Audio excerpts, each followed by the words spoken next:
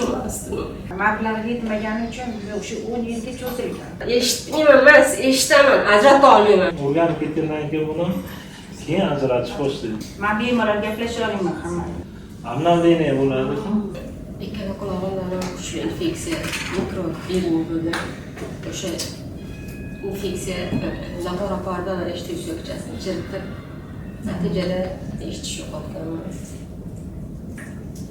Hech narsa hatto o'zimni eshitmay qolganman.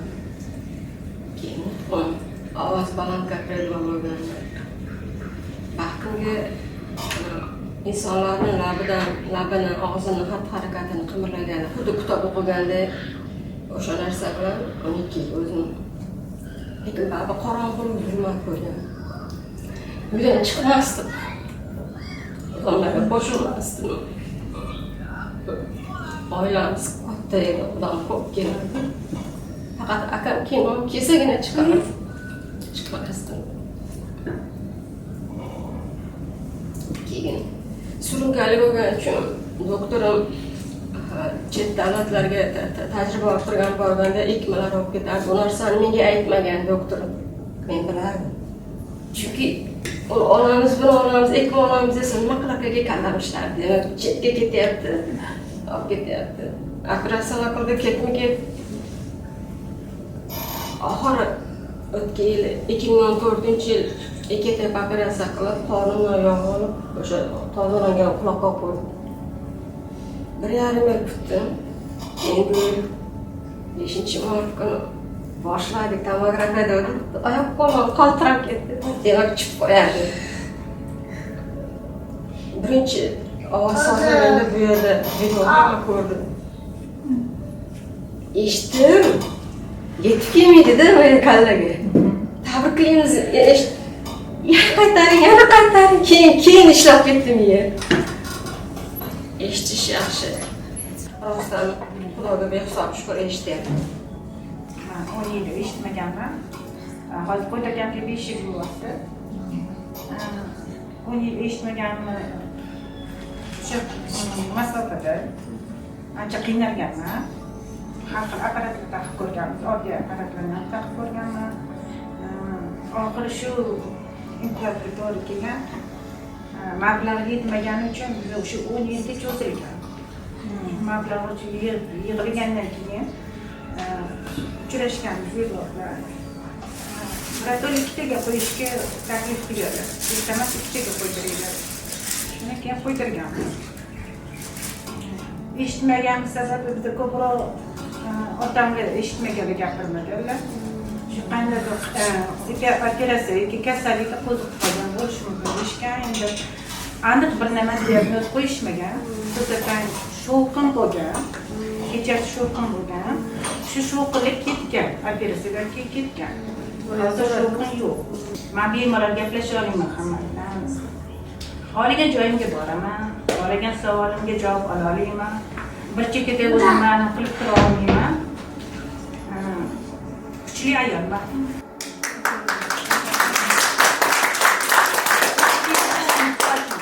Kuchli bo'lishga qattiq mushtar. Men kuchli bo'lishim kerak degan shior qo'yib olganman. Shu faqat kurashaman.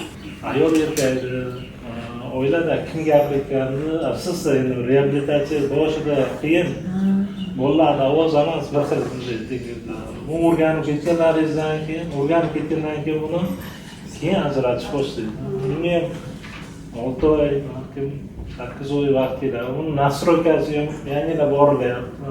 Birinchi bir oydek adaptatsiya o'rganishdan keyin birinchi nastroyka, keyin 6 oydan keyin ikkinchi nastroyka, 1 yildan keyin uchinchi nastroyka. Xuddi telefonlaringiz обновление bo'ladi.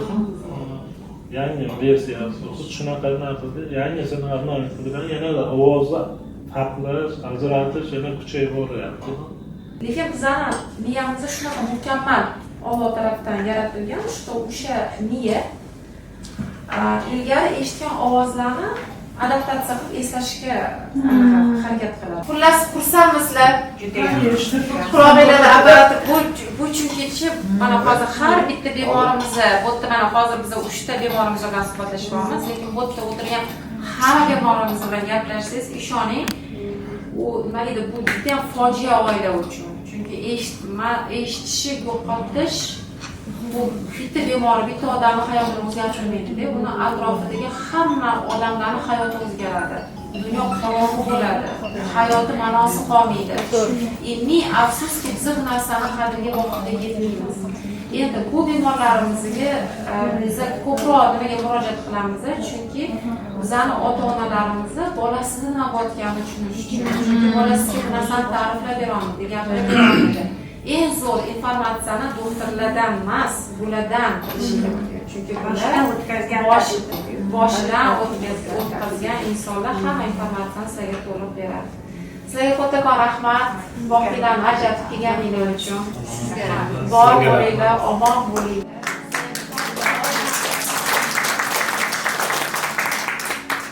Dar bir alan var. Şimdi ben baktığım zaman kendi vücudumla kas ve iskelet sistemimle, ki buna propriosepsiyon diyoruz.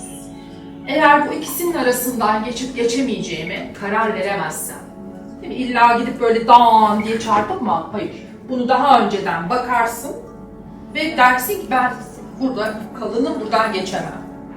Bu çocuklar için o hesaplama yoktur. Der ki ben buradan geçerim. Koşar dağın diye döker ortalığı. Bunaqa bolalar borda anaqasini ham bilolmaydi. Mo'ljalini ham bilolmaydi. O'sha propriatsiya sistemasini anaqasi. Masalan, bitta orada joy bor deyapti. Normalniy bola men bu yerdan o'ta olmayman, bo'ldi, bormaydi o'tga. Urilmaydi. Ana harakat ham qilmaydi. Bu bolalar deyaptilar. O'sha yerga borib, men bu yerdan o'taman dedi, borib uriladi o'sha yerga deyaptilar. Men shu Inyo jamoasi Zebakari va hammaga minnatdorchilik bildiraman. Birinchi ovoz sozlash jarayonida ovozlari xuddi mikrofon ovozidadek eshitmaydi emas, juda baland eshitiladi, faqat uni ajratishim qiyin edi. 10 kun o'tgandan keyin sekin ovozlarni eshitish boshladim, tushlarni chug'urlashini, suvlarni shiqirlashini. Keyin mana hozirgacha judayam tiniq, aniq. Men bir oydan keyin bularni ko'rganimdan keyin to'sinsam, ovozlarini eshitsam tanimasdim. Juda yaxshi ovozlari ham o'zlari kontrol qilganlari uchun o'sha ana bemalol eshityaptilar. Yana bitta narsani mayli bilan nastroyka qilganimiz narsani tekshirdik. Bu narsa bir oy o'tdi, juda ham hali kam. Lekin ovozlarni, erkaklarni ovozini ayollardan, erkakni ovozini erkakdan o'zi ajratyaptilar. Bemalol. Bu narsa o'zi sal kechroq keladi. Masalan, ikkita ayolning ovozi qaysi ovoz kimnikiligini bilish bu bir oy ichida juda yaxshi progress va rezultat hisoblanadi va bu oyda bu narsa o'sha paydo bo'lgan.